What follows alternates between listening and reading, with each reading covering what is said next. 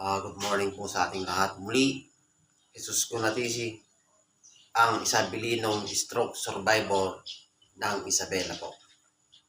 Healthy tips po tayo sa araw na ito.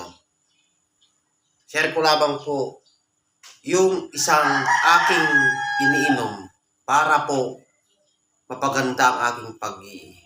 Ito yung pinakuluang luya na may kasamang lemongrass. Ano po yung mga benepisyo sa pag-inom sa halaman na ito? Una po, detoxifier. Inaalis po nito at nakakatulong alisin yung mga toxin na sobra sa ating mga katawan. Pinapaganda rin nito yung ating pag-ihi, lalong-lalo na sa mga kagaya ko na maraming iniinom sa araw-araw na maintenance. Hindi po ba pagka maganda po ang ating pag-ihi, maganda rin po yung flow ng ating pong kalusugan.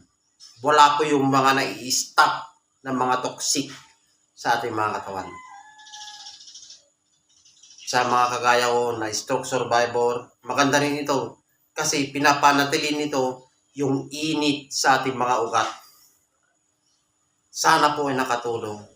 God bless sa ating mga lahat.